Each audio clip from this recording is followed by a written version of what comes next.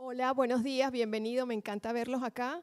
Vamos a empezar entonces esta semana, semana 9, nuestra actividad, nuestras actividades desde el Departamento de Lengua y Literatura en coordinación con el ciclo profesional del Decanato de Estudios Generales y la Dirección de Cultura. Estamos presentándoles hoy una actividad en particular, pero luego ustedes el día de hoy, el día de mañana, miércoles, y jueves vamos a seguir con nuestras actividades de celebración de los 50 años de la novela 100 años de soledad de Gabriel García Márquez. Por eso estamos reunidos acá. Yo lo que voy a hacer es voy a presentar muy breve la programación. Yo sé que en nuestro público tenemos estudiantes de primer año del ciclo básico. También quiero decir algunas cosas para ellos que tiene que ver con lo que hacemos en aula. Voy a presentar a los ponentes de hoy y ya entonces empezaría formalmente la actividad.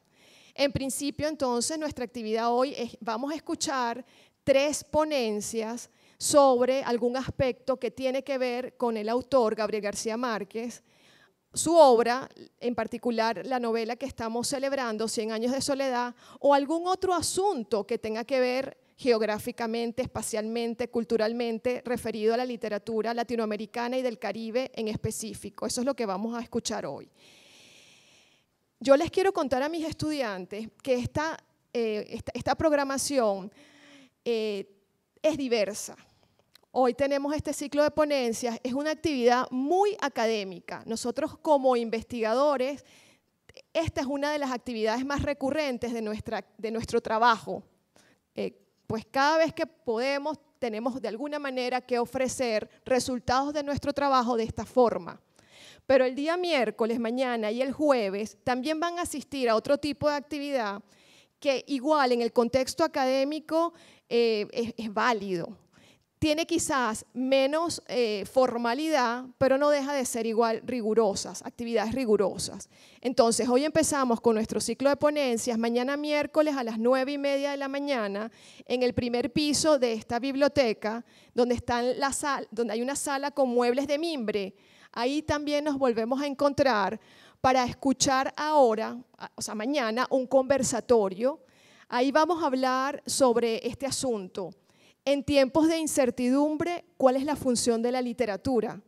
Ese día, mañana, entonces nos van a acompañar el profesor Cristian Álvarez, director de Equinoccio, la editorial de la universidad, profesor Vicente Lecunas, investigador y profesor de la Universidad Central de Venezuela, el profesor Carlos Sandoval, que es profesor e investigador de la Universidad Católica Andrés Bello, y va a estar Héctor Torres, el escritor. Y, digamos, la moderación de esa actividad va a estar a cargo de nuestro profesor Víctor Alarcón. Y bueno, vamos a escuchar qué pueden decir estos especialistas sobre el tema que les acabo de referir. El día jueves vamos a estar entonces en el conjunto de auditorios y en la mañana desde las 9:30 les vamos a ofrecer un tipo de presentación muy particular que se llama pechacucha. No sé si han escuchado otras veces ese término. Es una actividad de divulgación muy dinámica porque se resuelve en 6 minutos y medio. Entonces ustedes van a ver a un grupo de profesores del departamento en esa actividad. De nuevo, tiene que ver con la obra, García Márquez, el autor, la novela en particular u otras obras del autor. Luego vamos a ver unos videos que hicieron nuestros estudiantes del primer año, eso me parece muy interesante. Van a ver su rostro ahí leyendo algún fragmento de la novela. Y también vamos a ver un video institucional donde además de estar los estudiantes, van a estar otras personas que conforman la comunidad de la Simón Bolívar. Van a encontrar ahí profesores, personal administrativo, personal de planta física, personal obrero. Y bueno, ahí vamos a tener también una demostración, una representación de un ejercicio colectivo de lectura que podríamos llamar Leyendo en la Simón. Eso lo van a poder ver el jueves. El jueves además nos va a acompañar los grupos estables, el grupo estable de la Dirección de Cultura Contratexto, donde ellos van a presentar un performance referido a la novela en particular, 100 años de soledad. Luego tenemos para cerrar una película sorpresa. Entonces, a partir del jueves, desde las 9:30 hasta el mediodía, hacemos un descanso de 1 hora y luego a partir de la 1:30, esas son nuestras actividades. Cerramos con una película sorpresa ya dentro de 2 días.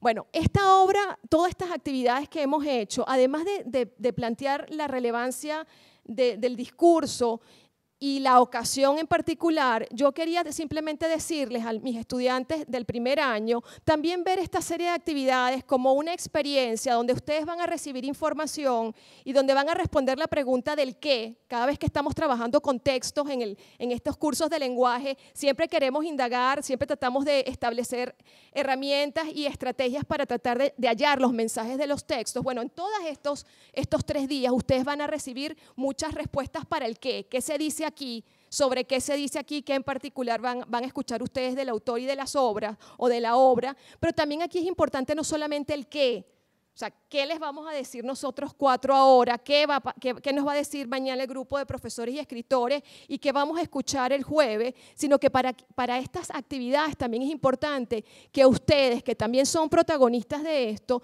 también estén pendientes del cómo estamos diciendo las cosas. Y por eso hice mucha referencia en la particularidad de esta actividad, muy rigurosa, muy académica, y cómo pasamos el miércoles a un conversatorio y cómo el jueves terminamos con algo más audiovisual. Bueno, en todos esos cómo va a haber un qué que ustedes van a ir desentrañando, y en esas 2 respuestas del qué y el cómo, creo que nos ganamos, digamos, un aspecto fundamental de los cursos del primer año del ciclo básico.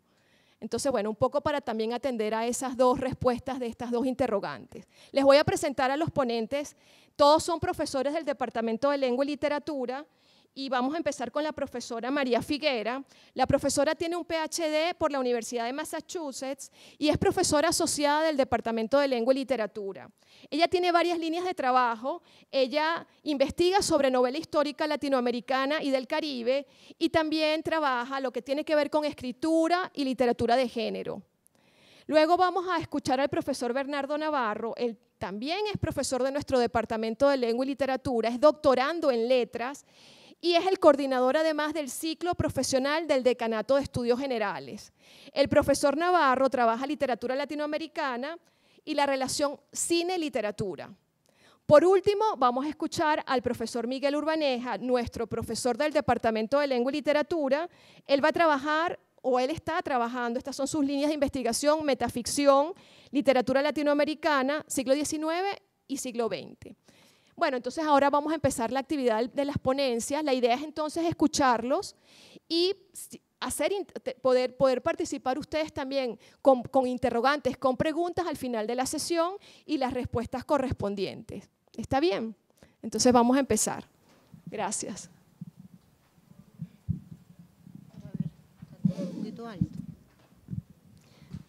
A ver, ¿me escuchan? Allá.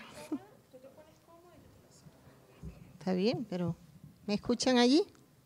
¿Se escucha? Bien, el día de hoy les traigo pues una conversación o un diálogo con ustedes acerca de 3 novelas que las trabajo, tengo un acercamiento desde el punto de vista de la teoría caribeña de Antonio Benítez Rojo. Estas novelas posiblemente ya están escritas pues desde, digamos, 100 años de soledad, 50 años atrás, ¿verdad? 3 tristes tigres de Cabrera Infante en 1976, 100 años de soledad el 67, ¿no? Y La guaracha del macho Camacho, más o menos de la misma época que se publica 3 tristes tigres. Las 2 últimas son de Luis Rafael Sánchez, La guaracha del macho Camacho y 3 tristes tigres de Cabrera Infante. Uno cubano, el primero, y el segundo puertorriqueño. Bueno, el título del trabajo se trata de el doble performance entre estas 3 novelas, verá, y ver la discursividad espectacular que existe entre ellas. Bien, les voy a leer algunas notas. Comienzo. Cuando desde el Departamento de Literatura y Lengua nos propusimos celebrar y promover a través de un ciclo de actividades académicas la relectura de 100 años de soledad, no dudé en participar y escribir algunas notas que no solo motivaran a mis estudiantes al encuentro de esta obra de García Márquez, sino también a mí misma para recuperarme a través de la memoria y verme sentada como estudiante de doctorado en la Universidad de Massachusetts, tomando notas desde la voz del cubano Antonio Benítez Rojo. Los objetivos de la clase incluían la discusión sobre las teorías que hablaban de una cultura caribeña y particularmente, y cualquier intento por explicarla, nos decía, debía ser reconocida por la fragmentación sociocultural que, como consecuencia de la plantación, experimenta todo hombre y mujer del Caribe. Esto explica en parte una de las constantes que aparecen en la novela caribeña y es precisamente lo que se ha definido como la búsqueda de la identidad o búsqueda de las raíces. Tal vez como lectora caribeña convenga ahora hacer un acercamiento desde una teoría que se comprueba desde la propia identidad caribeña. Para Benítez Rojo, la realidad caribeña se ajusta más a lo que él llama acriollado o mestizo. Forman parte de esta categorización teóricos como Fernando Ortiz, Wilson Harris, Edward Gleason y escritores igualmente caribeños como García Márquez, Cabrera Infante, Luis Rafael Sánchez, autores de las novelas que aquí se proponen. Benítez Rojo habla del Caribe y no de Latinoamérica. ¿Por qué? Se sitúa en el lugar que le toca y lo define como un lugar no estable y lo redefine igualmente al hablar del lenguaje caribeño. Introduce entonces el término palabra Caribe, ritmo. Desde este escenario cómplice de la escritura se propone como un espectáculo doblemente espectacular, uno dirigido a Occidente en términos de exceso, de inventiva y competencia profesional para impresionar y seguir la corriente, y otro dirigido al lector del que él mismo llama metarchipiélago, bajo un lenguaje ritual que en su repetición interpreta dos performances de lo imposible, ser caribeño y estar en el Caribe. Según este autor, el performance, es decir, la actuación, exhibición de un ritual, implica un tiempo no lineal, no sucesivo, no es un tiempo circular, sino más bien pensado como simultaneidad, la plantación del Big Bang que sigue aconteciendo. Performance, actuación, implica también que sigue aconteciendo. Hay allí una multiplicidad, lo que representa y lo representado. De manera que, ¿cómo acercarnos a lecturas como 100 años de soledad, Tres tristes tigres, La guaracha del macho Camacho, y reconocerlas dentro de estos parámetros? Dentro de este contexto del que nos habla Benítez, estas novelas participan de estas características al definir su condición de espectacularidad desde el mismo texto. ¿Cómo lo explicamos? En 100 años de soledad se nos instaura esta condición de espectacularidad cuando el texto comienza involucrando al lector a tomar el lugar de espectador frente a los acontecimientos que se desarrollarían en un pueblo llamado Macondo. La voz narrativa nos anuncia que, muchos años después, frente al pelotón de fusilamiento, el coronel Aureliano Buendía había de recordar aquella tarde remota en que su padre lo llevó a conocer el hielo. Macondo era entonces una aldea de 20 casas de barro y caña brava, construidas a la orilla de un río de aguas diáfanas que se precipitaban por un lecho de piedras pulidas, blancas y enormes como huevos prehistóricos. Párrafo conocido, ¿verdad que sí? Nos coloca frente a un escenario entonces para que desde aquí comencemos a conocer su historia, que en la novela ocurre en situaciones de personajes y miembros de la familia Buendía. Se instaura entonces como un performance. El texto recoge el sabor de la literatura cuando finalmente su intención es darnos cuenta de la historia cultural y política de los pueblos caribeños, particularmente de Colombia. Bueno, me perdí un poquito.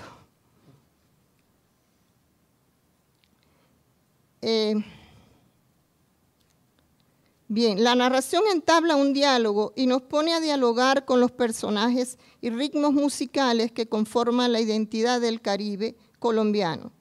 Aparece entonces en alguna de sus narraciones Francisco el Hombre, un anciano trotamundo de casi 200 años que pasaba con frecuencia por Macondo divulgando las canciones compuestas por él mismo. En ellas, Francisco el Hombre relataba con detalles minuciosos las noticias ocurridas en los pueblos de su itinerario, desde Manaure hasta los confines de la Ciénaga, de modo que si alguien tenía un recado que mandar o un acontecimiento que divulgar, le pagaba los 2 centavos para que lo incluyera en su repertorio. Esta técnica nos conecta con las prácticas centrales de la transmisión del conocimiento, con el juglar de la épica, con la oralidad de las culturas ágrafas. 100 años de soledad es, por otra parte, la historia de la cultura del poder y la violencia, y finalmente en los conflictos no resueltos que se instauran en diferentes niveles de la sociedad. Desde el poder que se instaura en la mujer, observamos personajes como Rebeca, a quien se le condenó a la soledad y al confinamiento de 4 paredes hasta el día de su muerte. Su rebeldía y transgresión a la ley del patriarcado la lleva a aislarse y finalmente a no comprender salidas sino desde la violencia cuando se deja ver en el texto la posible asesina de su esposo Arcadio. Ese mismo poder se instaura y se ejerce en otras mujeres de la novela, y es posible entonces que la única liberación de un personaje como Remedios la Bella es subir al cielo bajo la máscara de la levitación que es posible bajo la cultura caribeña. En La isla que se repite, Benítez Rojo, para explicarnos este flujo cultural en la novela, nos señala: cada José Arcadio en 100 años de soledad es la representación de otro José Arcadio, cito, pero al hacer presente ese otro, no hay acumulación de una esencia de ese José Arcadio que permanezca, sino una multiplicidad, una inestabilidad, la del estremecido, él lo llama así, colibrí bebiendo una flor, porque en esa repetición de José Arcadios, como en toda repetición, siempre hay una diferencia como en cada aleteo. La performance caribeña, incluso el acto cotidiano de caminar, no se vuelve solos hacia el performer, sino que también se dirige hacia un público en busca de una catarsis carnavalesca que se propone analizar excesos de violencia y que en última instancia ya estaba allí. Quizás por eso las formas más naturales de la expresión cultural caribeña sean el baile y la música popular. Dentro de este contexto leeríamos otra novela que es Tres tristes tigres de Cabrera Infante. Se publica en 1976, una década después. Realmente entre los años, esto es importante aclarárselo, que entre los años, la década del 60 y finales de los 70, principios del 80, se produce un fenómeno en Latinoamérica y el Caribe. Es un fenómeno que se ha, de alguna manera, la crítica lo ha señalado como un fenómeno editorial. ¿Pero por qué un fenómeno editorial? Precisamente porque en esa época, en esas 12 épocas, se vendieron y se publicaron muchas novelas de escritores latinoamericanos y caribeños. ¿Pero por qué? Realmente es el momento en que estos escritores latinoamericanos y caribeños, repito, hacen ver al mundo que había una cultura propia que proponía igualmente o hablaba de una cultura propia que nos identificaba dentro de un mundo occidental y nos incluía como caribeños y latinoamericanos. Una de estas novelas es también Tres tristes tigres de Cabrera Infante. En esta novela se instaura como doble performance a partir del mismo prólogo. La voz del animador locutor nos invita no solo a prestar atención a la música en el show nocturno del Tropicana, sino también a buscar otros ritmos que, como el cine, nos expresan el performance de la máquina cultural caribeña. Para ustedes, To You All, nuestro primer gran show de la noche en Tropicana. Our first great show of the evening in Tropicana, arriba el telón, curtains up. Fin de cita. Francés Aparicio, para referirse a los estilos narrativos de esas últimas dos novelas, señala que a pesar de la singularidad del estilo de cada uno de estos autores y los diversos niveles intertextuales en que se inscriben las canciones y elementos musicales dentro del texto literario, todos ellos utilizan los discursos de la música popular como metáfora intertextual o, según la terminología crítica, isótopo metafórico de una sociedad en conflicto dividida. Fin de cita. En Tres Tristes Tigres son los personajes los que recorren los bailes de cuna o clubes y cabarets buscando el entretenimiento que proveen los músicos y cantantes populares. En esta novela, la música venida de África en su proceso transculturativo retiene sus características básicas. Esta constituye una realidad omnipresente que acompaña a todas las fases de la vida cotidiana de sus personajes. Es además constante la música un motivo de comunicación entre los personajes. Tal vez como no han leído la novela algunos muchachos, no sé, Silvestre, Arsenio Q, Eribó, La Estrella, Cuba Venegas, Bustrofedón, son nombres muy espectaculares, ¿verdad? También muy musicales. En especial los primeros dos, en busca de diversión recorriendo las calles de La Habana, en su convertible. En esta obra, la música forma parte del habla particular de los personajes. Ellos en sus conversaciones intercalan letras de canciones populares. Esto realmente fue una constante en muchas de las obras que se produjeron en este momento. Mientras Eribó y Vivian Smith Corona hablan sobre la pérdida de la virginidad de esta, le dice al primero, quisiera morirme, pero ¿por qué? Le dice. Dije yo, se está muy bien aquí. Me miraba a los ojos y seguía llorando. Toda el agua del daiquiri se le salía por los ojos. Por favor, es terrible. ¿Qué es terrible? La vida es terrible. Otro título para un bolero. Desde el más famoso son de la Mateodora, ritmo y letra sobre una negra esclava dominicana del siglo XVI y que recoge Alejo Carpentier en su libro La música en Cuba y que Cabrera Infante comenta en su artículo Salsa para una ensalada, la música de Cuba ha estado en movimiento a través de los tiempos por las islas del Caribe. De acuerdo a Cabrera Infante, este son ha dado origen a una serie de ritmos musicales en los cuales se basa toda la música cubana, desde la rumba, el danzón, que es hijo de la habanera, otra composición musical, hasta el bolero, el mambo y el cha-cha-cha. Este espacio espectacular también lo podemos ver en el ritmo danzario de la rumbera del Choucito. Es muestra, por otra parte, de todo el espectáculo que se desarrolla en la novela y también el efecto performativo que alcanza el movimiento rítmico del cuerpo, el cual pareciera recogerse sobre sí mismo. Cito una parte del texto de la novela. Y escuchen un poco esto para que vean cómo se descubre este ritmo en la novela, ¿no? La rumbera se quedaba en el aire y daba unos pasillos raros, largos, con su cuerpo tremendo y alargaba una pierna sepia.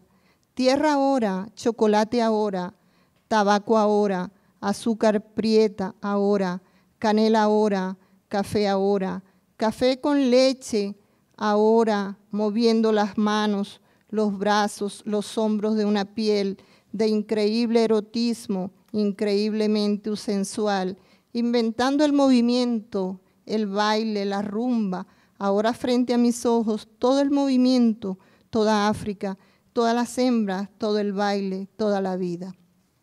Realmente es un texto muy importante, ¿no?, que de alguna manera nos conecta a esa cultura caribeña que se expresa justo a través del ritmo y de que tanto hablara Fernando Ortiz, ¿no?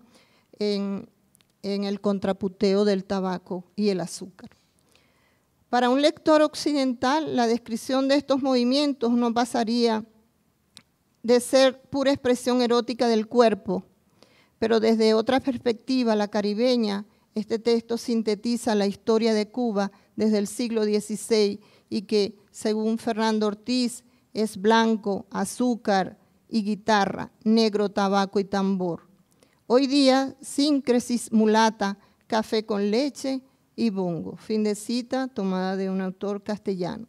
El repique del bongo del personaje Ribó se convierte en metáfora del metarchipiélago del que nos habla Antonio Benítez Rojo. Es la isla que se repite a través del ritmo, de la percusión de este instrumento musical, logra reconstruir los orígenes de la identidad caribeña, reconstruir y reconstruirse a sí mismo de cierta manera en el ritmo caribeño, del sonido que remontan los orígenes semipaganos de los cultos africanos. Cito, y yo allí picando, haciendo como que me atravieso, regresando al tiempo, jugando con la música, tocando, sacando música de aquel cuero de chivo, doble clavado, ahondado a un cubo de madero, chivo inmortalizado, su berrido hecho música entre las piernas como los testículos de la música, yendo con la orquesta, estando con ella y sin embargo tan fuera de la soledad y de la compañía y del mundo en la música, volando. Es relevante, por otra parte, la importancia que tiene Tres Tristes Tigres, la presencia de los medios de comunicación masiva, la aparición de camarógrafos de cine, actores, modelos, coristas, fotógrafos, locutores y, por supuesto, cantantes, ejemplifica esta característica. Según el mismo Cabrera Infante, Tres Tristes Tigres está lleno de cine, de arriba abajo, no solo de cine como la aventura de ir al cine orgánicamente, de cómo ciertos personajes en determinadas situaciones reaccionan de una manera que se puede llamar cinemática. Es parte de nuestra cultura, ¿verdad? Todos los días lo comprobamos. De igual modo, la guaracha del Macho Camacho responde a estas características. Novela de Luis Rafael Sánchez. Y esta novela, en la advertencia con la que comienza la novela, el locutor de una emisora radial igualmente reclama nuestra atención para explicarnos que la información es ofrecida por disqueros, locutores y microfoniáticos. Fin de cita. Y nos dice, desde esta cabina de radio entramos a la guaracha con el gran performer Camacho Camacho. Macho Camacho fue un boxeador puertorriqueño, ¿verdad? Y es parte, pues, de esa cultura del pueblo, del ser puertorriqueño. Estamos, pues, ante una novela vertebrada y condicionada por las estrategias de los mass media. La voz narrativa se conforma como la de un locutor de radio y al hacerlo el texto de esta página inicial parece el de un programa radial, el primero de los tantos shows que la guaracha mimetiza. El carácter espectacular del texto se explicita en las frecuentes ocasiones en que el narrador locutor reclama nuestra atención visual y auditiva para mirar y escuchar lo que hacen los personajes. Desde la primera línea de la primera secuencia, dedicada a narrar la espera de la China, otro personaje, el narrador locutor nos invita a mirarla con disimulo.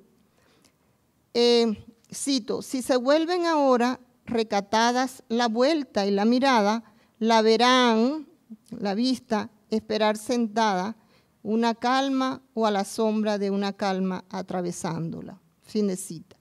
Y como se puede observar en las expresiones subrayadas, no solo se nos incita a mirar, sino también a volvernos, a movernos para interactuar con el texto y obtener así el placer visual, como si en vez de lectores nos hubiéramos convertido en voyeurs.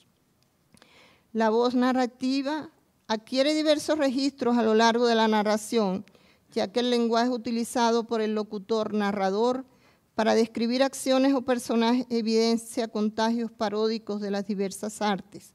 Para describir al personaje La China se utiliza el lenguaje publicitario, radiofónico o televisivo. Ella razona a su antojo como el granito de arroz de sello rojo. Sí, es una marca de arroz.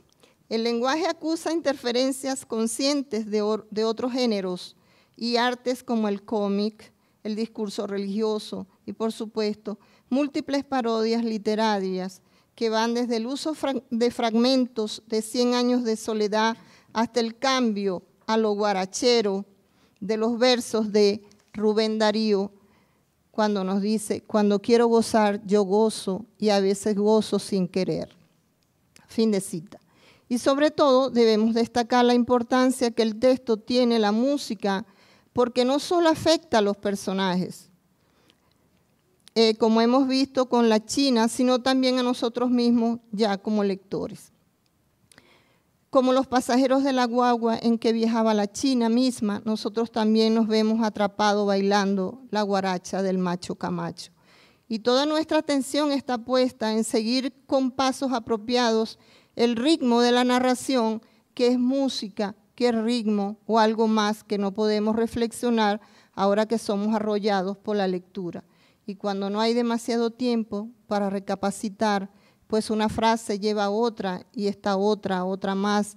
Y este ritmo vertiginoso apenas ya podemos establecer puntos fijos de contacto entre una palabra y una imagen. Realmente es la misma tipo de narración que nos trae García Márquez en 100 años de soledad, ¿verdad? La narración que se interpone a otra narración y en un ciclo repetitivo nos habla de encuentros y de imágenes espectaculares que hablan puesto de la realidad caribeña. Vemos como el texto mismo se ha convertido en performance, que habla a su vez del poder que sobre el público tienen los performances. Del mismo modo que los personajes de la novela están alienados por los múltiples lenguajes y géneros artísticos que le rodean, alienados estamos también los lectores ante este texto con todos nuestros sentidos puestos en el ritmo de esta guaracha. En esta novela se da la nivelación de diferentes discursos culturales que, según Marisa Bertolucci, en la intertextualidad como instrumento de crítica cultural, los casos Puy Sánchez, desmitifica el estatuto canónico de todo discurso cultural. Bien, y ya para finalizar, puedo ya concluir con una cita de Benítez Rojo, cuando nos dice, desde el escenario cómplice de la escritura, se propone como un espectáculo doblemente espectacular, uno dirigido a Occidente en términos de exceso, de inventiva y competencia profesional, para impresionar, como decía al principio, seguir la corriente, y otro dirigido al lector del metarchipiélago, bajo un lenguaje ritual que en su repetición interpreta dos performances de lo imposible, ser caribeño y estar en el Caribe. Bueno, muchas gracias por estar aquí, a los estudiantes y gracias a mis compañeros por acompañarme en esta actividad que particularmente la disfruto mucho. Bueno, le doy el pase a mi compañero y querido profesor Bernardo.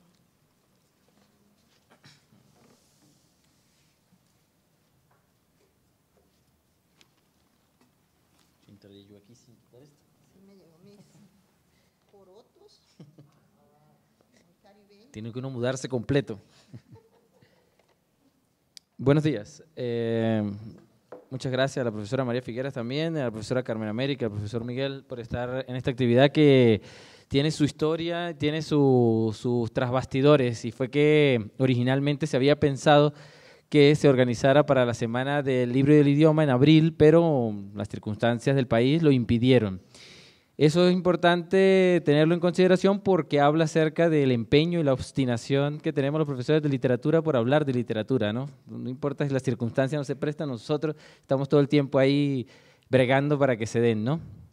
El otro aspecto que es importante es que la universidad tiene sus preocupaciones porque la programación de las actividades que constituyen, digamos, el aspecto cultural que nos interesa que se promueva, pues también se ven marcados porque esta actividad es una actividad conjunta entre el Departamento de Lengua y Literatura y de la Coordinación de Ciclo Profesional del Decanato de Estudios Generales, porque coincidió el interés en que se le diera reconocimiento y se hiciera un homenaje por la celebración de los 50 años de la publicación de la primera edición de 100 años de soledad. De manera que, además de celebrarse el ciclo de actividades que tiene programado el departamento, el Decanato de Estudios Generales inscribe mi participación en él como parte de la 30ª semana de Estudios Generales que actualmente se realiza en la universidad y que empezó el día de ayer con una serie de actividades tanto en el conjunto de auditorios como en este mismo espacio y que continuarán hoy, mañana y pasado, e incluso el día jueves hay la entrega de los premios de la escritura hecha en casa que se realiza todos los años en los jueves de la Semana de Estudios Generales, de manera que ya ven ustedes que la universidad, en medio de la adversidad que nos plantea la situación país, intenta mantener su agenda cultural para que ustedes puedan disfrutarlo. Dicha esta cuña institucional, entonces paso a hablar de 100 años de soledad. Antes de leer lo que tenía preparado, debo confesarles que como estudiante de la ULA, la relación con 100 años de soledad, y los estudiantes de la Escuela de Letras saben, es diferente a la que puede tener un lector común. Claro, cada lectura, por el simple hecho de realizarla a una persona individual, es diferente. Pero me parece que si lo pensamos un poco, los estudiantes de letras tenemos una relación más espiritual, más mística con 100 años de soledad, porque se nos convierte en una suerte de Biblia literaria, ¿no? Uno tiene que leer a García Márquez como si leyera el Antiguo Testamento, una relación de amor y odio. Amor porque escribe maravillosamente y odio por saber que uno nunca va a escribir tan bien.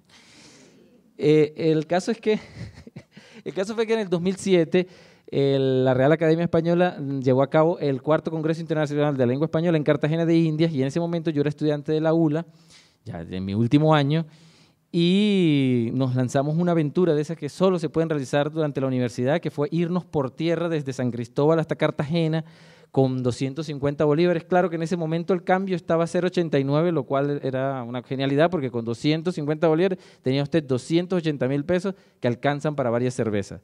Entonces, demoramos 22 horas para llegar hasta Cartagena desde Cúcuta y esa mañana… Todo esto está escrito en una crónica que yo hice a propósito del fallecimiento de García Márquez en 2014, lo titulé Requiem heterodoxo por el Gabo, me aparece por ahí en internet, por ahí debe estar. Y son 5 partes, esta es la tercera parte, esto que les estoy contando es una crónica de cómo fuimos a ese congreso. No es descabellado lo que estoy contando, ya van a saber por qué.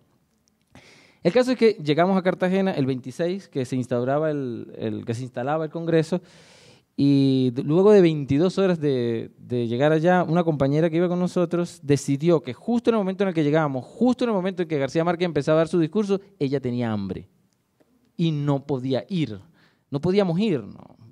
Por suerte estaba Ender, que es un ser bastante ácido, cosa que hace falta a veces en la vida, es decir, no que uno lo sea, sino que otro lo sea para que diga lo que uno no puede decir por cortesía. Y le dijo, mira, muérase quien se muera de hambre, yo voy a ir a ver al Gabo. Y nos fuimos para allá, para el Palacio de Convenciones de Cartagena, que es un espacio muy bonito, aunque parezca una torta de queso gruyère. Y nos sentamos, pero obviamente nosotros no podíamos pasar. Entonces nos quedamos allí escuchando y descubrimos que estaba el rey Juan Carlos como máxima autoridad no como máxima autoridad de facto, sino como el auspiciador, es la palabra, auspiciante, no sé, qué sé yo. De la Real Academia estaba el rey Juan Carlos ahí y también estaba Bill Clinton. ¿Por qué estaba Bill Clinton? No sé, pero estaba ahí. O sea, ¿no? Fue el que le permitió la entrada a García Márquez a Estados Unidos. Ah, bueno, pequeña cosa, ¿no? Claro, porque iba invitado por García Márquez, ¿no? ¿Y por qué era su libro favorito? Ah, bueno, al fin sé por qué, después de 10 años. Estaba Bill Clinton ahí. Entonces nos paramos afuera, estábamos muy cansados del viaje y lo que sea, pero luego vemos que sale un señor alto, él muy blanco, excesivamente blanco, Bill Clinton, se mete en su carro, se va. Después sale el rey, otro señor muy alto, y pues, no pasaba nada, ¿no? Estaba la seguridad y todo lo demás. Pero luego sale un señor bajito, de bigote, con sombrero, y todo el mundo se volvió loco. Efectivamente, era García Márquez, ¿no? Entonces, todo el mundo, la espectacularidad de la que habla la profesora, ¿no? Entonces, todo el mundo acercarse a García Márquez y no se podía, ¿no? Nosotros nos paramos ahí, qué sé yo. Una compañera que iba con nosotros, Yesenia, bellísima ella, sí pudo pasar, la seguridad sí la dejó pasar. Y ella se monta en la camioneta con García Márquez y se hace una selfie. Antes que existieran los smartphones, ya existían las selfies. Se hace una selfie y sale García Márquez sonriente con Yesenia y Mercedes Barcha, su esposa, no muy sonriente, estaba sentada ahí al lado. Y nosotros nos tocó conformarnos, quedarnos en la línea, echando una que otra foto, y por allá, como a 20 metros, sale García Márquez. Así que sí fui allá, sí estuve allá, y sí vi a García Márquez a 20 metros.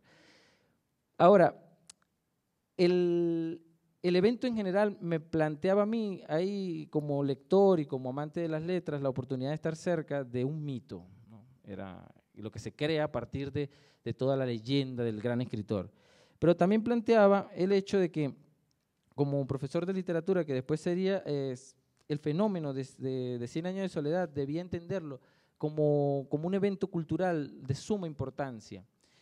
Y a propósito de eso fue que escribí estas líneas que quiero compartir con ustedes.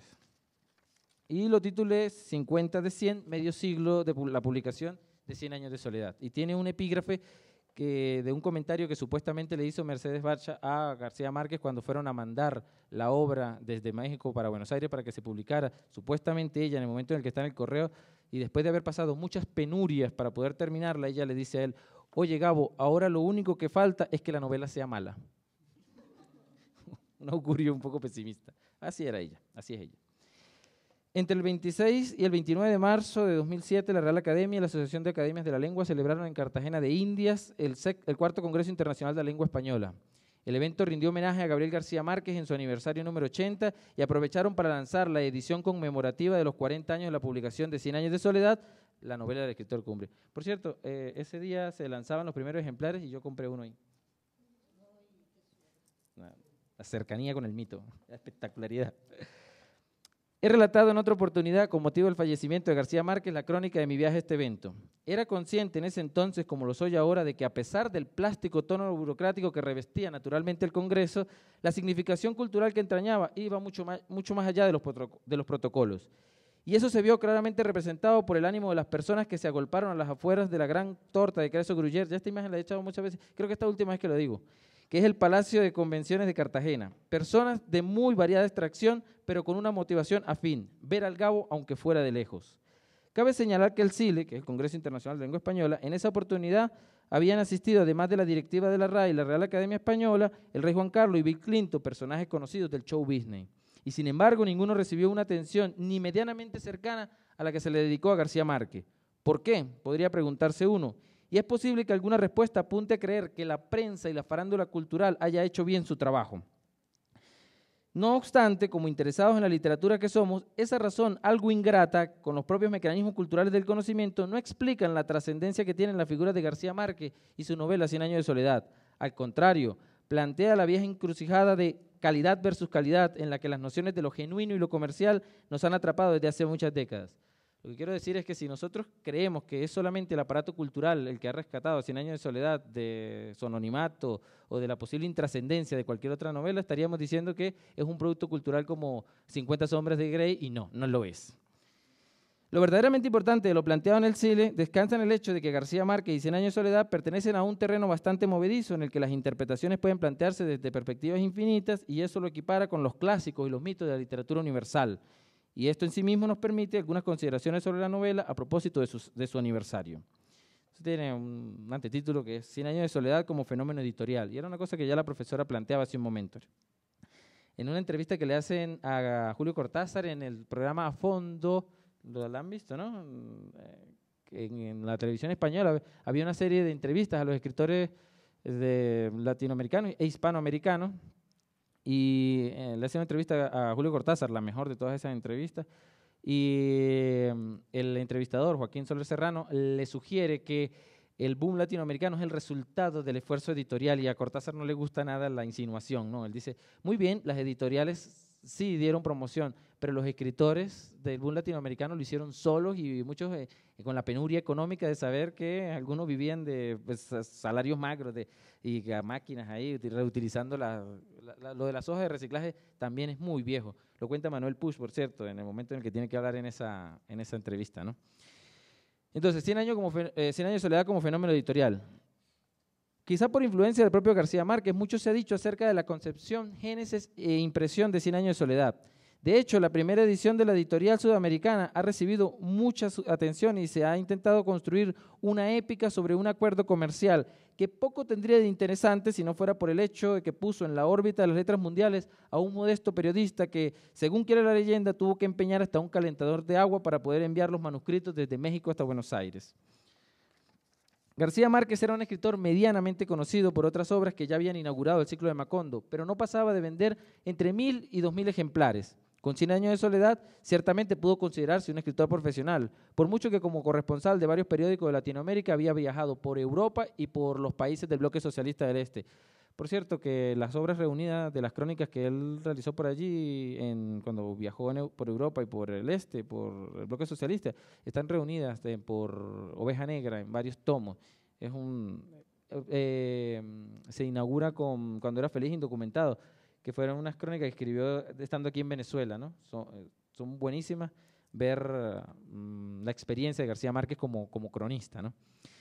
Pero también las editoriales latinoamericanas se vieron impulsadas al marco de un mercado mayor gracias a la publicación de 100 años de soledad, especialmente aquellas que tenían relación con Carmen Balcells, que es una agente literaria catalana que jugó un papel importantísimo en esto de la consolidación del Nobel. Pensaba anoche cuando escribía esto, no, anoche no, mentira, hace días cuando escribía esto, que el papel de Carmen Balcells es parecido al de Gertrude Stein con los escritores que se reunieron en París, ¿no? Las mujeres siempre están ahí para hacer práctico lo que los hombres tienen en la cabeza como ideas insustanciales. Siempre está por allí Beatriz. Y no es que, por ejemplo, Sudamericana, de la mano de Fernando Purrúa, no hubiera publicado ya títulos de la talla de Rayuela, que se publicó en 1963. La profesora también comentaba una cosa curiosa, y es que entre 1960 y 1970 se publicaron la mayoría de las obras que constituyen el boom latinoamericano. Paradiso, de Lezama Lima, Rayuela, La ciudad y los perros, de Mario Vargas Llosa, Yo el Supremo, de Augusto Roa Basto, la región más transparente de la muerte de Artemio Cruz, de Carlos Fuentes. Es decir, los nombres que estoy mencionando son todos los que constituyen el boom latinoamericano, que no necesariamente ustedes deben saberlo, pero que seguramente se han conseguido con esos nombres: Carlos Fuentes, Vargas Llosa, Roa Bastos, Lezama Lima. ¿Perdón? Alba Lucía Ángeles. Entonces, son nombres que uno se consigue habitualmente, ¿no? Entonces, no es que Sudamericana ya no hubiese publicado Rayuela, por ejemplo, sino que el efecto comercial de estas publicaciones no eran competitivos en los niveles que conocemos ahora. El hecho de que fueran novelas que recibieran el reconocimiento internacional no significa que se vendieran en las magnitudes que se puede vender, por ejemplo, Harry Potter. Haciendo una comparación entre los ejemplares de Harry Potter y 100 años de soledad. 100 años de soledad en sus 50 años ha vendido 50 millones de ejemplares. Usted dice 50 millones de ejemplares, casi dos veces la población de Venezuela ha comprado a nivel mundial los libros de García Márquez. Pero si revisamos Harry Potter, ha vendido 470 millones de ejemplares. Es decir, que lo que tenemos que tener claro aquí es el hecho de que como literatura, por sus características, son productos culturales diferentes. Hablar de 50 millones de ejemplares para 100 años de soledad es hablar de un gran margen, a pesar de que se lo compare con Crepúsculo, que en el primer tomo vendió en las 2 primeras semanas a nivel mundial 47 millones de ejemplares. Entonces, hay una diferencia fundamental. Eso no quiere decir que uno sea mejor que el otro, sino que se comportan de forma diferente por los circuitos a los que pertenecen. Aún así, que el hecho de que Sudamericana pasara de vender 1.000 ejemplares con las primeras novelas de García Márquez a vender 8.000 ejemplares en el primer tiraje que hizo en solo el mes de junio que se puso a la venta, y que tuviera que reimprimir la novela el mes siguiente, y que mientras cerraba 1967 tuvo que reimprimirla 7 veces, habla del boom editorial que fue 100 años de soledad. Hay una razón que explica este fenómeno y es el hecho de que García Márquez ya había publicado algunos capítulos sueltos en periódicos y revistas por consejo de algunos editores, entre los que estaba la propia Carmen Balcells, haciendo conocida la obra mucho antes de que se publicara. De esta manera, el discurso novedoso y atractivo de la novela tuvo un respaldo, vamos a llamarle práctico, en el esfuerzo de marketing que acompañó a su aparición. En esa misma década que va de 1970 a 1960, otras novelas de importancia capital para la configuración del llamado boom latinoamericano habían aparecido de forma progresiva, pero en ningún caso el salto editorial significó un aumento exponencial en las ventas, como en el caso de García Márquez. En este sentido, el papel comercial de la editorial debe sumarse a los factores que influyeron en la rápida consagración de 100 años de soledad, pero también este hecho plantea la necesidad de pensar que el boom latinoamericano como una confluencia afortunada entre aspectos artísticos y comerciales, lo cual no es nuevo ni exclusivo de este fenómeno literario. Esto, entre otras cosas, explica y justifica el hecho de que se tome la aparición de la primera edición de la novela como un hito dentro de la literatura latinoamericana en general. Pasó, por ejemplo, con El Quijote, que su primera edición también se vendió muy bien y que luego la novela tuvo una atención. Y hay que considerar que El Quijote nace en una época en la que el marketing no es uno de los factores que influyen dentro de su venta, pero se vendió muy bien. Pero luego El Quijote cayó en una especie de, no sé, de calma chicha de ventas durante mucho tiempo, y no fue sino hasta el siglo XVIII cuando los críticos, los investigadores empezaron a atribuirle significaciones más profundas a la novela, que no volvió a surgir y que no se convirtió en la leyenda y el mito literario que es hoy día, ¿no? Con 100 años de soledad, afortunadamente, ha pasado, ha ido de forma muy rápida, convirtiéndose en un hito cultural, aunque también lo es comercial. El año pasado llegó a 100 ediciones diferentes, lo cual habla de su importancia dentro de las letras, ¿no? Ahora, pensemos en 100 años de soledad como el resultado de la creación de un genio. La historia que rodea a la escritura de 100 años de soledad habla de un largo proceso de maduración en el que García Márquez exploró varias posibilidades de contar una historia conocida por muchos. La falta de un tono y un planteamiento adecuados impedía acometer una tarea muy grande. ¿Qué hice? No. Sí, ya. La falta de un tono y un planteamiento adecuados impedían acometer una tarea muy grande para los recursos del joven escritor. Sin embargo, la influencia de la literatura estadounidense de la década de los 30, especialmente William Faulkner, le permitió plantearse la tarea como una cuestión léxica, la necesidad de hallar una prosa nueva que abarcara la exuberante realidad que intentaba narrar. Las confesiones que rodean la creación de la novela, especialmente las que tienen que ver con las anécdotas familiares y los referentes temáticos de la trama, hablan acerca de las similitudes que hay entre eventos reales y la ficción novelesca. Sin embargo, esto no resta méritos al trabajo de García Márquez para convertir los hechos de su vida en el escenario de una novela que habría de dar tanto de qué hablar en los años que le siguieron a su aparición. El comentario más simple a este respecto es el que intenta explicar que la novedad no es el fondo de lo narrado, no es lo que se cuenta, sino cómo se cuenta. El más difícil es el que intenta explorar las razones por las que la forma no es suficiente para crear una concepción nueva dentro de la literatura. Lo cierto es que el funcionamiento del circuito literario no nos permite rastrear el devenir exacto que se llevó a 100 años de soledad de ser una novela particular hasta un fenómeno literario. Pero es importante considerar que en este caso podemos darle importancia al hecho de que hay, al hecho contado antes que la forma. Quiero decir que el lenguaje florido, pintoresco, brillante de García Márquez explica que muchos lectores se sintieran atrapados por la narración. Pero creo que la novedad del evento narrado en el marco del reconocimiento de ciertas identidades latinoamericanas y caribeñas también jugó un papel importantísimo por su exotismo. Me parece muy sincero el hecho de que García Márquez reconociera que la riqueza de su novela residía principalmente en los eventos que estaba contando y que eran esos eventos precisamente los que determinaban la naturaleza de la prosa y su estructura narrativa. Fue la naturalidad de la narración lo que incidió en el hecho de que 100 años de soledad se tomara como una expresión genuina y novedosa de una identidad que necesitaba ser contada. Palabras más, palabras menos, lo que esta idea intenta explicar es que si nosotros le contáramos a los europeos que una de nuestras aficiones en San Cristóbal, por ejemplo, es ir a comer morcillas en una esquina a las 3 de la tarde con el sol del Caribe, a ellos ese evento les puede parecer muy raro y extraño a pesar de que para nosotros sea natural. Mucha de la significación fantástica que tiene 100 años de soledad la explicaba un profesor de literatura de la universidad diciendo que en el pueblo de él también hubo una Remedios la Bella a quien se la llevó el viento mientras tendía las sábanas, que es uno de los eventos, una de las narraciones más interesantes que tiene la novela, ¿no? Está Remedios la Bella tendiendo una sábana y viene el viento y se la lleva. Y él decía, claro, la explicación real de ese evento es que ella se fugó con un tipo que se la llevó una noche. O sea, ahí no hay ninguna explicación genial, ¿no? Pero si tú dices que ella estaba parada ahí y se la llevó el viento, uno diría, oye, ¿en serio pasó eso? Claro que pasó, porque la abuela de García Márquez lo contaba así, ¿no? ¿Cuántas explicaciones de esa naturaleza uno no puede conseguir si rastrea un poco dentro de la historia familiar pasada, ¿no? Cercana, ¿no?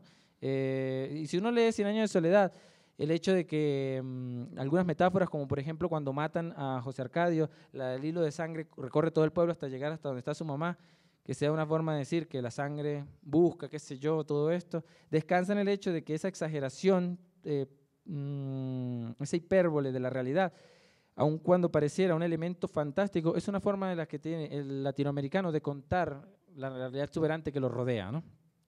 La circunstancia favorable de que las situaciones que se contaran parecieran inconcebibles por su inverosimilitud, por la inverosimilitud de su condición, ayudó a que el universo de García Márquez se pudiera sostener por sí mismo. El realismo mágico que Arturo Larpietri había intentado definir unas décadas antes se plantea como una explicación crítica para un concepto espontáneo que hallaba su explicación genuina en la forma en la que García Márquez lo estaba contando. García Márquez siempre insistió, lo dijo en entrevistas, lo escribió en la autobiografía, lo dijo en todos lados. Digo, yo lo único que estoy haciendo es contar las cosas como las contaba mi abuela y mi mamá, cuando se sentaban a hablar y él las contaba allí. Claro, va uno a hacer lo mismo y le sale una chorrada, ¿no? No es que García Márquez se planteara contar de una forma nueva algo viejo, es que la literatura daba cabida natural a un mundo que había justificado una narración siempre ajena. El discurso que García Márquez da al recibir el Nobel resumía este funcionamiento al recordar que los propios cronistas que acompañaban a los navegantes, los primeros navegantes en la circunnavegación del continente, se encontraron con la asombrosa situación de tener que narrar como maravillosa una situación que era perfectamente normal, pero que era totalmente ajena a los europeos. Lean el discurso de García Márquez al recibir el Nobel. Él empieza hablando de, ¿cómo se llama? Pigafetta, no me acuerdo el nombre de él, que era un cronista que acompañó a Hernando de Magallanes. Entonces él dice que cuando llegan a las planicies del Alto Perú, hoy día Bolivia, y tienen que describir una llama, el hombre empieza a decir, bueno, es como un burro, pero es una jirafa y al mismo tiempo no lo es, ¿no? Entonces la gente intenta imaginar eso, ¿no? Comparando siempre con la realidad que tiene, pero es una realidad nueva. Y eso fundamentaría la tesis de que Latinoamérica, después de que tiene que verse a sí misma para saber qué es lo que es, siempre se encuentra en una especie de indefinición o de ambigüedad que favorece en muchos sentidos este tipo de narración, ¿no? Pensemos que ese mundo desconocido que se abría al conocimiento occidental de los siglos XV y XVI continúa siendo de alguna manera la realidad que aún le es ajena por su funcionamiento y por su lógica caótica a las mentalidades organizadas del siglo XXI. Con 100 años de soledad, García Márquez estaba llevando la ciudad iletrada al circuito de la ciudad letrada. Esto es una imagen que yo traigo aquí por los cabellos para intentar explicar que la ciudad letrada, que es un concepto que tiene que ver con la organización cultural de la ciudad, del urbano y de los conceptos que crecen en ellos. Lo que intento decir es que García Márquez, cuando tiene que contar la realidad de estos pueblos, lo hace de forma tan natural que pareciera que está haciendo algo maravilloso y realmente lo único que está haciendo es llevando a lo urbano un aspecto rural. Es una cosa curiosa que muy poco hemos nosotros como estudiosos de la literatura hemos querido decir. García Márquez es un escritor, en ese momento, cuando escribe Cien años de soledad, el circuito de Matucana, rural. Él está hablando de los pueblos. Y mientras que la novela latinoamericana del siglo XX empieza a preocuparse desde los 20, los 30 por el problema urbano, García Márquez introduce lo rural como un problema urbano, pero un problema de comprensión de ese mundo que lo rodeaba y de que Bogotá, Caracas, Buenos Aires no tanto, no sé, Quito, eran la expresión de una mentalidad urbana que se instauraba en medio de un escenario rural. Venezuela es Caracas, Maracaibo y poco más, ¿no? Disculpen yo soy de San Cristóbal, así que yo sé lo que es ser de esa ciudad, que son pueblos en realidad, son pueblos, funcionan como pueblos, en los que hay 1 o 2 cines, ¿no? Aquí en Caracas también está pasando lo mismo, ¿no? Nos estamos ruralizando. Con 100 años de soledad, García Márquez estaba... ya, esto lo dije. No es que la novela pretendiera ser un testamento de los que no tenían voz en el sentido social. Se trató de un proceso de conformación, de una historia fabulosa de un pueblo y de su proceso de transformación en el que luego se apoyaría la crítica con todo el fastidioso ejercicio de la interpretación teórica para suponer que 100 años de soledad era el equivalente latinoamericano de la Biblia hebrea, ¿no? Como estaba contando algo tan común y Moisés andaba también por el desierto, García Márquez estaba contando más o menos lo mismo, ¿no? Ese peregrinar de andar por allí, piedras más, piedras menos, árboles más, árboles menos, era una narración similar. Uy, ya voy a terminar. La verdad es que no funcionó así y no. El proceso de creación de 100 años de soledad era latinoamericano por las razones que el propio García Márquez confesó en entrevistas, ensayos, artículos y en su biografía inconclusa. Quería contar la historia de su familia que incluía la de su pueblo. Eso es todo. Más allá de eso, opera la fortuna o la desgracia de la interpretación crítica. La crítica a veces es una desgracia. Para suponer que las piedras como huevos prehistóricos por las que se precipita el río de aguas diáfanas que corre junto a Macondo son en realidad una metáfora del tiempo circular en el que la novela se mueve y que la conecta con el tiempo mismo en el que estaban los dinosaurios. Qué locura eso, pero sí, yo lo he leído, dice eso. Ustedes saben que esa asociación de la que está al principio de la novela, ¿no? De las rocas blancas y redondas como huevos prehistóricos, es una forma en la que García Márquez nos dice que el tiempo es circular y por tanto Macondo estaba ahí, pero también estaba en la prehistoria. No. Con esto quiero decir que si García Márquez gastó tanto tiempo en explicar que su novela era una copia fiel e inexacta de lo que contaba su abuela y de lo que había oído como niño, por una vez deberíamos hacerle caso al autor y celebrar la genialidad de la sencillez. Ahora, hay una cosa que quería leerles que tiene que ver también con la naturaleza esquiva de García Márquez a sostenerse como una novela llena de valores. ¿Por qué digo esto? Porque suele suceder que el discurso académico más oficial suele decirle a los lectores de bachillerato, que a uno le hacen leer 100 años de soledad y Doña Bárbara sin entender qué son realmente. Y entonces la explicación, como uno en bachillerato es medio estúpido, uno dice, ¿para qué sirve la literatura? Uno siempre busca una explicación lógica. Por cierto, ahora el país acaba de publicar que 80% de lo que uno aprende de matemáticas no sirve como aplicación en el mundo real. Entonces, si no sirve la matemática, no sirve la literatura, la historia tampoco, entonces no estudiemos y ya. ¿Para qué estudiamos si siempre vamos a buscar una aplicación práctica? En fin, cuando uno estudia esto en el liceo, recuerdo a mi profesora intentando explicarnos los valores que transmitía 100 años de soledad. Claro, ella lo hacía desde un punto de vista, ella lo que intentaba hacer estaba bien. Yo la quiero mucho a mi profesora. Uno de los valores que transmite 100 años de soledad. Muy pronto se supo que el padre Antonio Isabel lo estaba preparando para la primera comunión. Le enseñaba el catecismo mientras le afeitaba el pescuezo a los gallos. Le explicaba con ejemplos simples mientras ponía en sus nidos a las gallinas cluecas cómo se le ocurrió a Dios en el segundo día de la creación que los pollos se formaran dentro del huevo. Desde entonces manifestaba el párroco los primeros síntomas del delirio senil que lo llevó a decir años más tarde que probablemente el diablo había ganado la rebelión contra Dios y que era aquel quien estaba sentado en el trono celeste sin revelar su verdadera identidad para atrapar a los incautos. Fogueado por la intrepidez de su preceptor, José Arcadio II llegó en pocos meses a ser tan ducho en martingalas teológicas para confundir al demonio como diestro en las trampas de la gallera. Amaranta le hizo un traje de lino con cuello y corbata, le compró un par de zapatos blancos y grabó su nombre con letras doradas en el lazo del cirio. 2 noches antes de la primera comunión, el padre Antonio Isabel se encerró con él en la sacristía para confesarlo con la ayuda de un diccionario de pecados. Fue una lista larga que el anciano párroco, acostumbrado a acostarse a las 6, se quedó dormido en el sillón antes de terminar. El interrogatorio fue para José Arcadio II una revelación. No le sorprendió que el padre le preguntara si había hecho cosas malas con mujer, y contestó honradamente que no, pero se desconcertó con la pregunta de si las había hecho con animales. Más tarde le hizo la pregunta a Petronio, el enfermo sacristán que vivía en la torre y que, según decían, se alimentaba de murciélagos. Y Petronio le contestó, es que hay cristianos corrompidos que hacen sus cosas con las burras.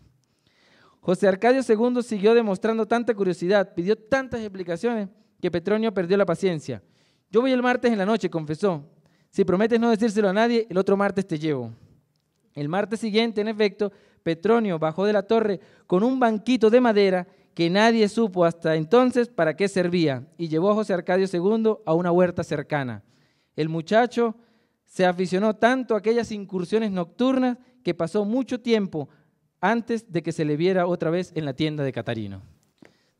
100 años de soledad no es un manual de valores, no es una Biblia, es una novela extraordinaria de la que aún estamos por descubrir su verdadera significación y por qué sigue maravillándonos a tantos. Muchas gracias.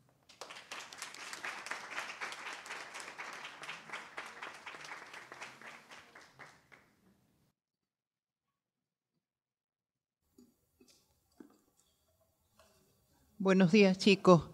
Ese es mi saludo habitual para los estudiantes, por lo general. Bueno, a propósito de esta celebración que estamos haciendo para 100 años de soledad, sus 50 años de primera publicación, yo quise trasladar mis reflexiones con respecto a cómo nosotros observamos la novela desde el punto de vista de los lectores. Entonces vamos haciendo una especie de gradación en este ciclo de conferencias, ¿no? Porque comenzamos con una especie de interpretación más categórica, luego pasamos a los comentarios de Bernardo, que por supuesto trazan también entre lo que va a lo académico y por supuesto lo anecdótico, porque tiene que ver con las reflexiones de sus propias vivencias, incluso acercarse, aunque sea 20 metros, porque 20 metros es algo, a García Márquez. Y bueno, yo pudiera comenzar hablando desde mi experiencia como lector y mis reflexiones acerca de por qué esta novela de alguna manera termina siendo odiada por los lectores de ahora, ¿no? ¿Por qué García Márquez termina siendo crucificado? Y no es culpa de los estudiantes, no es culpa de nosotros chicos que estamos empezando a conocer la literatura, es culpa de los profesores que no se dedican a hacer las cosas como deben ser. Sí, esto es un cuchillo que yo me tengo que clavar también porque soy profesor de literatura. Yo puedo comenzar también diciendo que mi experiencia como lector en términos generales está enmarcada en el teatro. Mi abuelo es director de un teatro, por supuesto mi padre tuvo que ver en todo este asunto de cómo me introdujeron en la literatura. Me leen libros, nosotros no aprendimos, no nacimos con esa capacidad de lectura, sino que la vamos aprendiendo en el transcurso de nuestra vida. Y por supuesto, aunque llevemos la maestría y el doctorado, seguimos aprendiendo a leer. El caso es que cuando era chico me contaban historias y eso me cautivaba mucho. Imagínense en una familia de teatro en el que le leen a uno las cosas y se lo dicen con voces, con gestos, haciendo todo para que nos encantemos con lo que nos están contando. Creo que partiendo desde este punto, yo pudiera entonces comenzar mis reflexiones. Titulo mis reflexiones como Regreso a Macondo, apuntes a propósito de 100 años de soledad. Recuerdo en mi primer encuentro con algún texto de García Márquez que fue con una compilación de sus cuentos. Era un volumen manejable de tapas duras en color verde que llevaba una sobrecubierta cuya contraportada tenía al escritor sentado, escribiendo o leyendo. No se sabe exactamente. No mira a la cámara. Quien observase la fotografía en blanco y negro desviaría de inmediato la mirada a sus descalzos pies y diríamos que es un ser humano sencillo que se dedicaba a escribir o a leer, disfrutando de la comodidad de no tener sus zapatos en su propia casa. Era tan común que no parecía ser un autor de cosas extraordinarias. Lo cierto es que a los 10 u 11 años ese libro me iniciaba en una de las grandes aventuras de todo lector, es descubrir un escritor. Y recuerdo que esta compilación, si bien todos los cuentos me dejaron satisfecho, el gran relato que marcó mi lectura fue la increíble y triste historia de la Cándida Heréndira y su abuela desalmada, cuya extensión no fue lo sorprendente para mí, ni tampoco la técnica literaria o el lenguaje. Era un chico. Lo que más bien atraería mi atención sería la crueldad de aquella abuela hacia la jovencita que tuvo que pagar con su cuerpo un descuido, que se describieran naranjas que contenían en su centro diamantes, que existiesen personajes extraordinarios con sangre verde y oleosa, o que Heréndira soportase tanto y que pudiendo escapar de su abuela hacia un mundo mejor, huyó al mar y desapareció para siempre. Es probable que pasara poco tiempo después de estas sorpresas hasta que sentí que era necesario saltar a un libro fuerte. Fuera de lo habitual, no había descubierto aún Crónica de una muerte anunciada ni Relato de un náufrago, dos novelas cortas del mismo García Márquez que solían ser asignadas en el colegio con frecuencia. Nosotros sabemos cómo nos torturaban. Como es habitual, y sobre todo cuando se sabe que somos hijos únicos, yo soy hijo único, son nuestros primos mayores los que nos cuentan experiencias con respecto a lo que ven en el bachillerato. Un libro desquiciante, enredado, lleno de laberintos que se dispersaba en repeticiones de nombres, aburrido, colmado de recuerdos sin sentidos, fastidioso, desagradable, obligatorio. Pero ni aún con esta sarta de descalificativos logré apartar mi curiosidad del texto.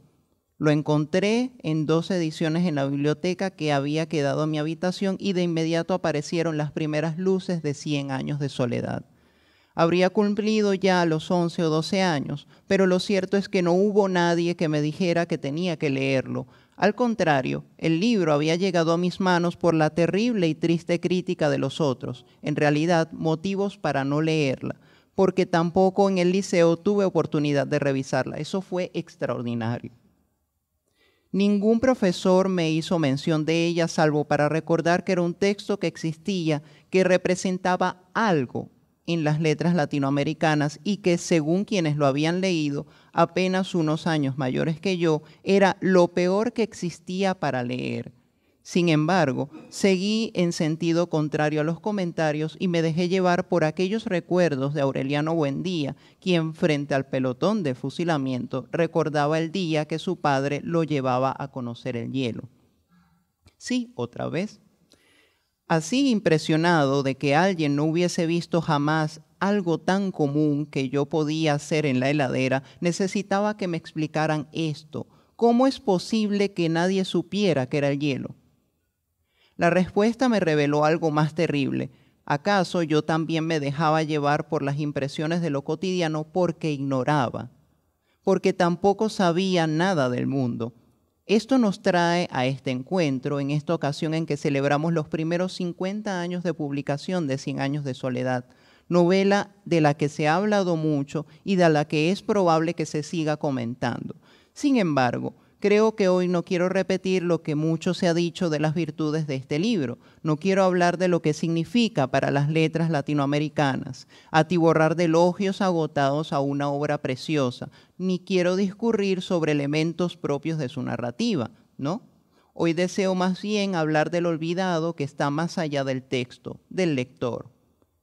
Entonces, ¿qué se hizo para prodigar y expandir el odio del lector hacia García Márquez? ¿Por qué 100 años de soledad, una obra preciosa, es destruida por la crítica de los escolares? Y, en fin, ¿qué debería significar esta novela para un lector, joven o no, de nuestros días, cuando el cine parece haber ocupado todos los espacios en lo posible de la imaginación? ¿Por qué 100 años de soledad es irrepresentable en una película?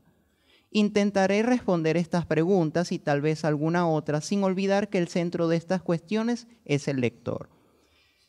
Con gran sabiduría, Jorge Luis Borges, bibliotecario de leyendas y voraz lector, nos decía que la lectura debe ser una de las formas de felicidad y no se puede obligar a nadie a ser feliz. De aquí se comprenden los errores que conducen al odio de las obras literarias más hermosas. La docencia se ha ocupado más en enseñar a los estudiantes sobre formas, estructuras, recursos, evidentes detalles que resultan llenos de tedio para un lector principiante, antes que admirar y valorar su belleza desde la sencillez del que escucha una historia. Creo que entonces a los que podríamos ser lectores en potencia nos han estado obligando a ser felices, mostrándonos que la obra es un asunto serio y que no puede disfrutarse. Una de las críticas que solían hacerme siendo estudiante era que daba tonos a mis lecturas, como si se tratase de piezas de teatro. La entonación, los gestos hablados, los cambios de voz, pero se olvidaban mis profesores, en especial aquellos que no eran de literatura, tal vez algunos sí lo eran, pero seguían viejos patrones de enseñanza, y que se quejaban de los estudiantes a los que no les gustaba leer, que sí se podía entrar en la sensibilidad de lo que se leía. Me declaré entonces enemigo de la monotonía e impulsé a mis compañeros de clase a la lectura gracias a esta nueva forma de leer.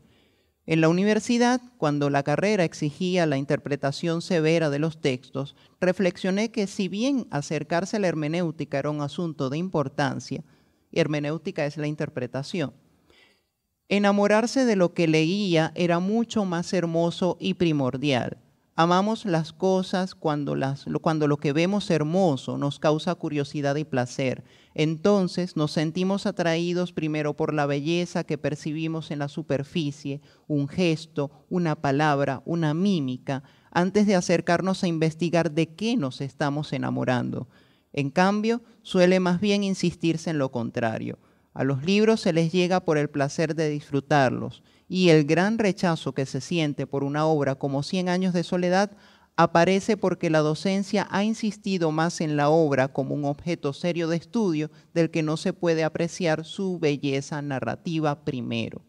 Más allá de la extensión del libro, obligan al lector a leerlo, descuartizarlo en teorías y análisis. Golpean con una novela sin siquiera preguntarles a qué se parece esto que han leído, quién les ha contado una historia similar o bien qué se sintió con ella.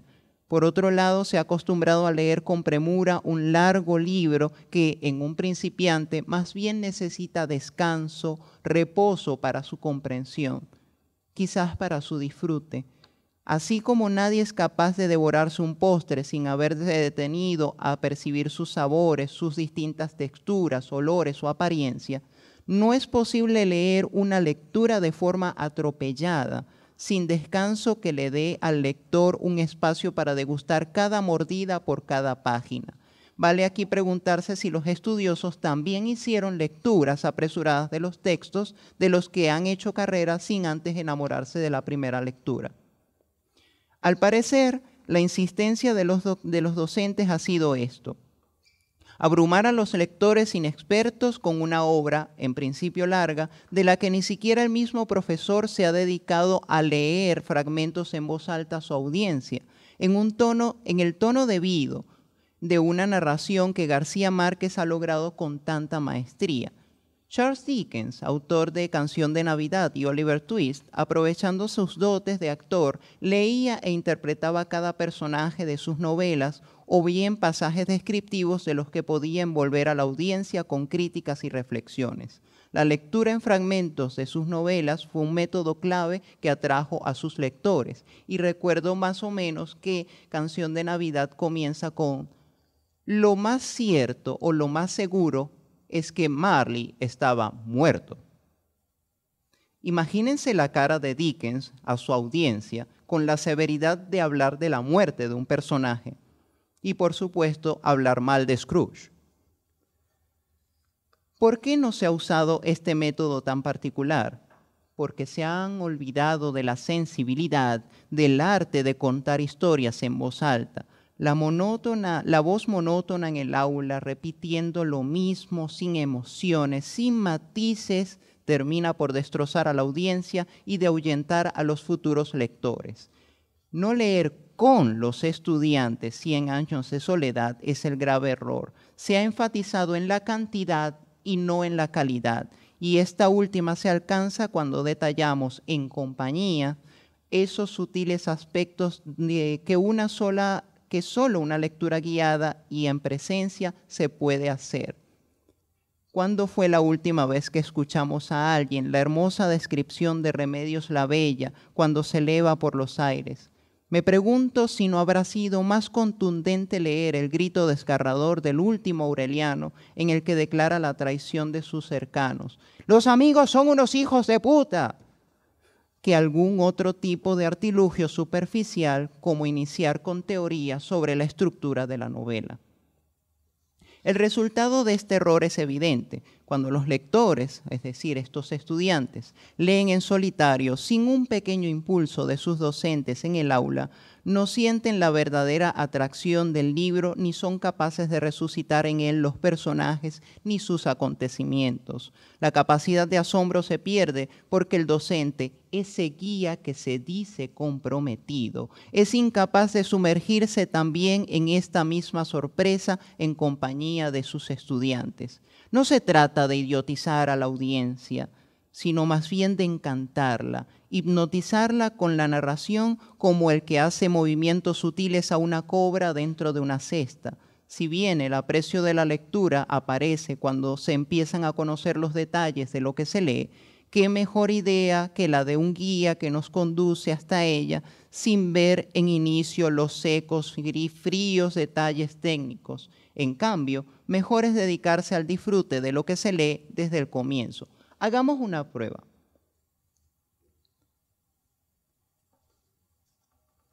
Relataré, o mejor dicho, narraré el acontecimiento famoso de Remedios la Bella. Apenas habían empezado cuando Amaranta advirtió que Remedios la Bella estaba transparentada por una palidez intensa. ¿Te sientes mal?, le preguntó. Remedios la Bella, que tenía agarrada la sábana por otro extremo, hizo una sonrisa de lástima. Al contrario, nunca me he sentido mejor. Acabó de decirlo cuando Fernanda sintió que un delicado viento de luz le arrancó las sábanas de las manos y desplegó en toda su amplitud. Amaranta sintió un temblor misterioso en los encajes de sus pollerinas y trató de agarrarse de la sábana para no caer en el instante en que Remedios la Bella empezaba a elevarse. Úrsula, ya casi ciega, fue la única que tuvo la serenidad de identificar la naturaleza de aquel viento irreparable y dejó las sábanas a merced de la luz, viendo a Remedios la Bella, que se decía adiós con la mano, entre el deslumbrante aleteo de las sábanas que subían con ella, que abandonaban con ella el aire de los escarabajos y las dalias, y pasaban con ella a través del aire, donde terminaban las 4 de la tarde, y se perdieron con ella para siempre en los altos aires, donde no podían alcanzarla ni los más altos pájaros de la memoria. ¿Acaso no se sentirían más tranquilos si les leen las cosas así y no se sentirían atraídos por saber qué fue lo que sucedió después? Allí es a donde vamos. Volveré a la idea inicial. La lectura de las primeras palabras, las primeras páginas de 100 años de soledad, me manifestó con claridad mi propia ignorancia del mundo. Tal vez no estaba observando el hielo por primera vez, pero comprendí que era mágico entenderlo, como si nunca hubiese existido para mí ese cristal que quema nuestros dedos al contacto porque es frío. De hecho, llegué a hacer la prueba cuando leí esta descripción para saber si era cierto. También comprendí que los lectores, regidos por la curiosidad, que nadie estaba cerca para pedirme detalles de qué dijo tal personaje o qué sucedió en tal capítulo. La verdad, no estaba atendiendo a la estirpe que se dispersaba en las páginas como un enjambre de hormigas. Lo que estaba observando en calma eran las extrañas historias que cada personaje tenía detrás de sí. Tal vez el juego, me decía entonces cuando leía la novela por primera vez, no era ir detrás de un árbol genealógico, que era lo que tanto me insistían los que habían leído la novela, sino dejarse llevar, como Remedios la Bella, llevada por el viento, por la narración como asuntos que se esperan que pueden sucederle a cualquiera y en cualquier momento. Solo la madurez del lector, esa que se alcanza cuando se ha empezado a leer mucho más y con cierto rigor de curioso, es que entendemos que la novela iba mucho más allá de reflejar las anécdotas inverosímiles. Insisto, solamente cuando empezamos a leer mucho más profundamente y, por supuesto, a leer más cosas. Y esto se logra con una lectura pausada y atenta, al contrario de la apresurada y pertinaz en un lapso breve con la condición de responder exámenes. Lo que sufre la novela de García Márquez es escandaloso, ya lo he dicho, y es que un docente busque en sus estudiantes la comprensión de un análisis riguroso de la obra que han leído con premura y sin compañía. Lo más grave aún, sin siquiera presentar al autor desde piezas mucho más pequeñas y sencillas que lo introduzcan de una forma más noble en su universo. Creo que es más importante esto, mantener viva la capacidad de asombro de nuestra audiencia, mantener viva la curiosidad dejando abiertas las puertas a las preguntas. A mis estudiantes he leído algunas lecturas, algunas historias en voz alta. Mis preguntas iniciales tras la lectura no son acerca del tema ni los detalles particulares sobre técnicas literarias o narrativas. En cambio, se dedican a su curiosidad, a saber qué vieron de extraño, de común, de insólito o de novedoso. ¿Qué les puede recordar lo que han leído? Esta asociación, al igual que en la música, nos permite acercarnos un poco más a esa sensibilidad de la que tanto he hecho insistencia. Lo que nos sensibiliza es lo que nos induce a investigar más. Cuando un estudiante no sabe qué ha sentido con precisión ante una lectura, es un buen síntoma, porque la curiosidad comienza a ser de las suyas y esto significa que pronto hará sus propias preguntas. Estas son las que lo conducen a la profundidad del análisis, las que llevarán al lector a investigar, a buscar más lecturas, a hacerse más preguntas. Siento que 100 años de soledad ha sido víctima de las preguntas de los profesores, que aventajados ya saben qué respuesta dar. Pareciera que es mucho más sencillo para ellos preguntar que ser preguntados. ¿Por qué no se atreven entonces a preguntarse con los estudiantes e indagar con ellos las respuestas? Recuerdo con énfasis que estamos a 50 años de publicación de esta novela y recuerdo también que nadie nace con el conocimiento generado en medio siglo acerca de este libro. Por ello, me parece mucho más importante a los estudiantes dar respuestas a sus inquietudes y generar expectativas de la novela a través de nuestro propio interés que aventajarse con hacerles preguntas profundas de las que solo nosotros sabemos la respuesta y ellos aún no, porque no tienen la capacidad de responder. La investigación dentro de estos principiantes es un asunto posterior, porque primero es enamorarse de la lectura. De aquí, entonces, surge una pregunta que traería dificultades, pero no imposibilidades para responder. Como lectores, ¿qué significa? ¿Qué significancia podría tener esta novela para nosotros?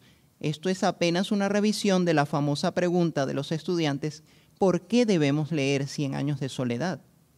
Pienso que leemos para reconocernos en la literatura. El interés en la docencia contemporánea debería inclinarse en esta propuesta. Si bien ya sabemos que podemos sentir amor con quien nos creemos reconfortados, felices y tranquilos en aquel que nos complementa, entonces se busca educar lectores a través del enamoramiento de la lectura, porque nos reconocemos en este libro que tenemos en nuestras manos. Como lector, insisto, la novela se presenta como una mirada abierta a lo que aún nos falta por conocer, porque siempre estamos ante un mundo tan reciente y tan antiguo como el ficticio Macondo, donde muchas cosas carecen de nombre, y cito al libro, y para mencionarlas hay que señalarlas con el dedo. Siento que es el modo más sabio de leerla cuando la vemos como a nosotros mismos tratando de evolucionar en un mundo acelerado. Dicho de otro modo, como la forma distinta de ver al mundo que nos rodea. Es necesario regresar a Macondo porque tenemos historia que nos une a lo legendario y a lo mítico. Es necesario regresar a Macondo para reconocernos como una sociedad ingenua que apenas descubre las cosas. Es necesario regresar a Macondo porque esta ingenuidad es la que nos recuerda lo mucho que nos falta por conocer. Es necesario regresar a Macondo, ya no como lectores consumados, sino porque somos iguales a aquellos que oyen historias extraordinarias como si fuesen ciertas. Sobre este último detalle presento una reflexión más para dar una conclusión que pretende conciliar la novela con nuestro encuentro de un modo más cercano. El realismo mágico del que tanto se ha escrito no debería verse ya como una tendencia literaria, no como una técnica, no como una estrategia de escritura. En cambio, debemos verla como nuestra propia realidad, una identidad en la que, más allá de la ficción, reconocemos que nos han contado historias que parecen inverosímiles, pero que han sucedido, y nos recuerdan que siempre seremos infantes capaces de creerlo todo. La verdad es que ese realismo mágico es nuestra impasibilidad ante lo que parece extraordinario, como los embrujos de los chamanes, hasta los cambios insólitos del clima de nuestra tierra. Ver lo insólito en nuestra vida sin impresionarnos porque es cotidiano. Entonces también pienso que debemos recordar nuestra historia particular como un círculo que se repite en espiral hasta el infinito, y que podemos haber vivido lo que otros en el pasado ya han experimentado, aquello que, superando la ficción, llamamos historia en mayúsculas. Tal vez así, como Aureliano Babilonia, el último sobreviviente de la estirpe de los Buendía, nos sentamos a leer nuestro propio relato contado por otros, comprendiendo que jamás podremos escapar de nuestros designios, y que todo lo escrito sobre nosotros, como finaliza la novela, era irrepetible desde siempre y para siempre, porque las estirpes condenadas a 100 años de soledad no tenían una segunda oportunidad sobre la tierra. Muchas gracias.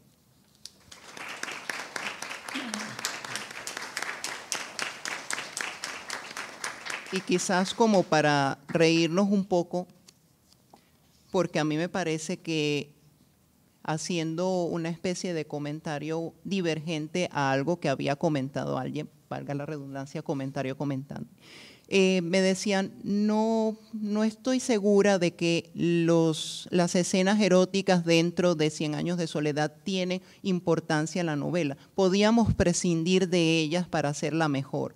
Sin embargo, a mí me parece que tienen una importancia vital, porque la sexualidad en el ser humano es algo sumamente natural, como la masturbación de los delfines. Entonces, puedo relatar el último gran encuentro erótico que sucede entre el último Aureliano y, por supuesto, Amaranta Úrsula, que a mí me pareció súper comiquísimo. Yo me reí solo esa noche cuando estuve en ese. Eran las 4:30 de la tarde cuando Amaranta Úrsula salió del baño. Atención, Aureliano le tenía las ganas a la Amaranta Úrsula desde hacía rato. Aureliano la vio pasar frente a su cuarto con una bata de pliegues tenues y una toalla enrollada en la cabeza como un turbante.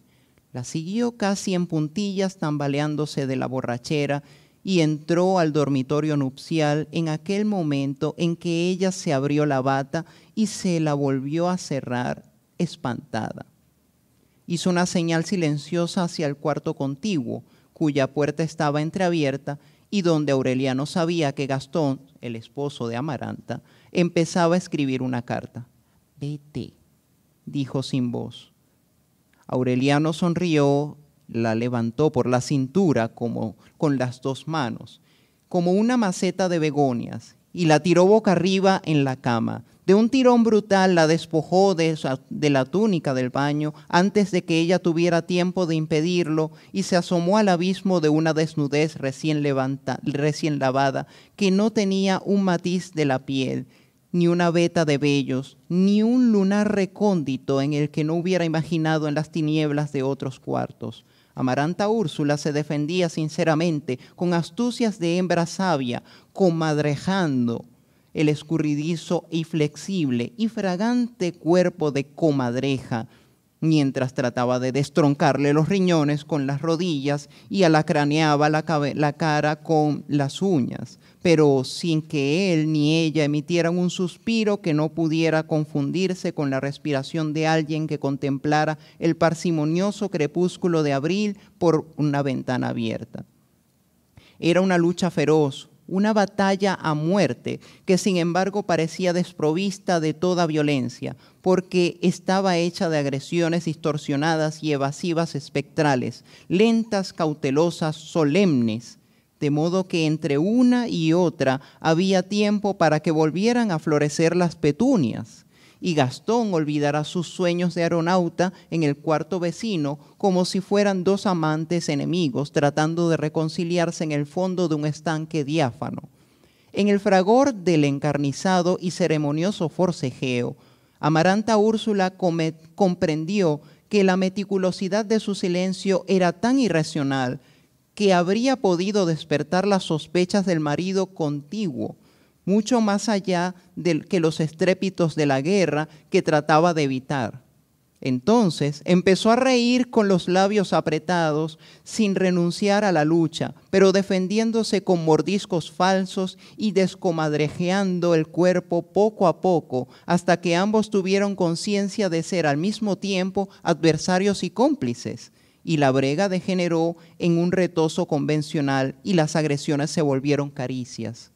De pronto, casi jugando como una travesura más, Amaranta Úrsula descuidó su defensa y cuando trató de reaccionar, asustada de lo que ella misma había hecho posible, ya era demasiado tarde.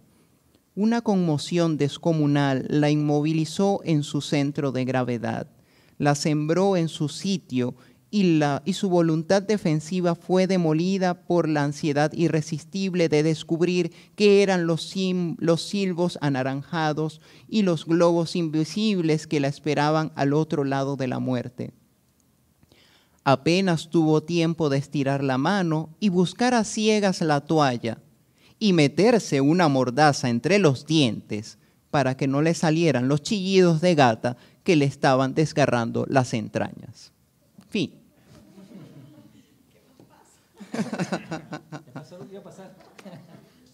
Y sucedió lo que iba a suceder. Por supuesto que entonces pienso que necesitamos acercarnos a la novela más allá, como dije, de todas las reflexiones que han hecho los críticos. Los críticos critican y ya, pero nosotros como lectores, ¿qué hacemos?